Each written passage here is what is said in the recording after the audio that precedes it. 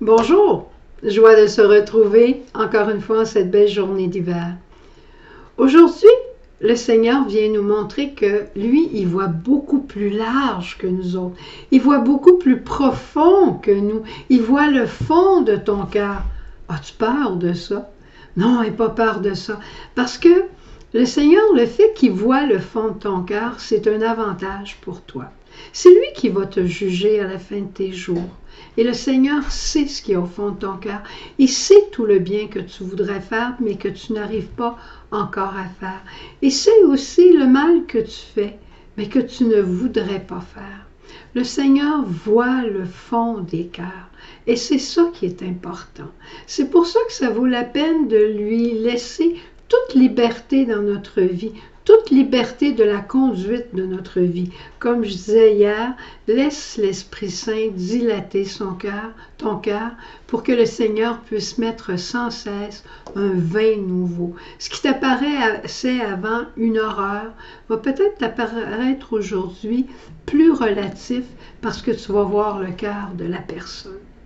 Et aujourd'hui, c'est justement ce que le Seigneur vient nous montrer, c'est qu'il voit le cœur des gens. Alors, dans la première lecture aujourd'hui de Samuel, on voit le Seigneur qui dit à Samuel, « Est-ce que tu vas encore pleurer longtemps le départ de Saül? Je te le dis, prends ta corne et va-t'en chez Jessé à Bethléem et on va aller choisir le nouveau roi que tu vas sacrer. » Alors, Jessé, il a des fils et il les présente un après l'autre à Samuel. Et toujours le Seigneur, Samuel dit à Jessé, c'est pas celui-là que le Seigneur a choisi. Ce n'est pas celui que le Seigneur a choisi. Il lui en présente un beau, un bel homme. Il présente un qui est très fort, qui est très robuste. Il en présente un autre qui est très intelligent. Et tout le temps, Samuel dit, ce n'est pas celui-là que le Seigneur a choisi. Jusqu'à temps qu'il finisse par dire à Jessé, mais en as-tu un autre? Ah, j'en ai un autre, un petit, là, qui est en train de garder les troupeaux. C'est un petit roux, c'est le plus jeune de la famille, il s'appelle David. Eh bien là, Samuel dit à Jessé, va me le chercher, parce que c'est lui que le Seigneur a choisi. Le Seigneur a choisi David, il l'aimait, son David. Et même quand David a eu des problèmes, même quand il a été infidèle au Seigneur, le Seigneur a continué de l'aimer, de le choyer. C'est pour ça qu'on a le fameux psaume 50. David a pleuré dans la miséricorde du Seigneur. Il a pleuré, il a demandé miséricorde. Et le Seigneur, cette onction qu'il lui avait donnée, ce choix qu'il avait fait de lui, l'Esprit du Seigneur était sur David. Ça n'a jamais changé. Ce don de l'Esprit que tu as reçu à ton baptême, il est pour toi. Le Seigneur t'a choisi, t'a préféré. Il veut te conduire à la sainteté. Alors, il t'invite à prendre son regard. Et je voudrais te partager, en terminant aujourd'hui, une petite chose que notre servante générale, Monique, a lue dernièrement au sujet de Saint François et qui probablement va te donner toi aussi, comme je disais au début, des lunettes nouvelles, une nouvelle manière de voir les gens. Saint François, on lui demande comment les frères devraient être, quelles sont les qualités que les frères devraient avoir, un frère mineur. Et là, Saint François commence à faire la description de ses frères, et tu vas, écoute bien, je vais en faire quelques-unes.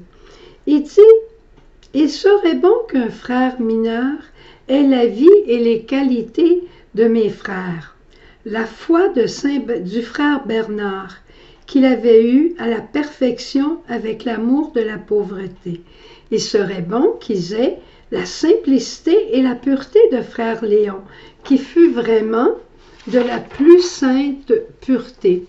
Il serait bon qu'il ait la courtoisie de frère Ange, qui fut le premier chevalier qui vint à l'ordre et fut orné de toute courtoisie et de toute bienveillance. Qu'il ait l'allure agréable et intelligente du frère Massé, avec une belle et dévote éloquence. De l'esprit élevé en contemplation du frère Gilles, et ainsi de suite, il continue comme ça.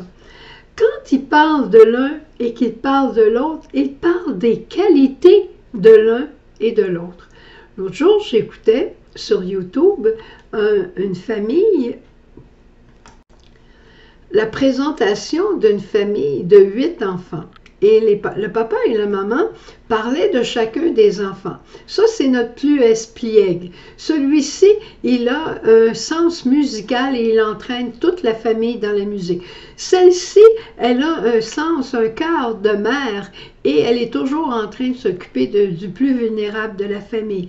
L'autre, celui-là, c'est celui qui fait rire tout le monde. J'écoutais ça, je pensais à Saint François et je me disais, quelle belle manière de voir les gens.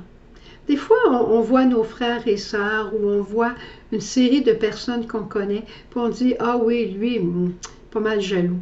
Elle, mon Dieu Seigneur, elle a la tête dure. Lui, je m'arrête là. Hein?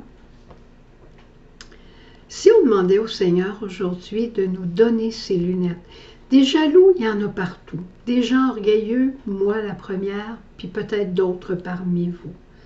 Des gens avec des problèmes de compensation, n'importe quoi. On a tous les 7 péchés capitaux, comme me disait Sœur Jeanne un jour.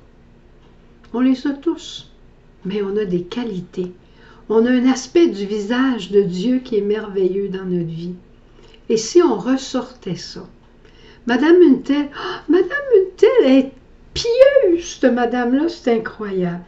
As-tu vu passer l'autre jour Madame Lavoie? Madame Lavoie, la bonté incarnée.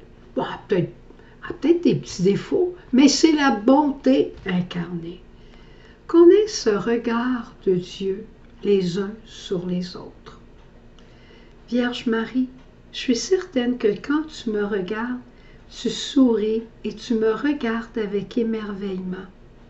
Donne-moi ce sourire d'accueil des autres. Donne-moi ce regard d'émerveillement sur les autres et que de ma bouche ne sortent que des bonnes paroles pour l'un et pour l'autre quand je parle d'eux. Amen. Au revoir, bonne journée, à demain. Jésus,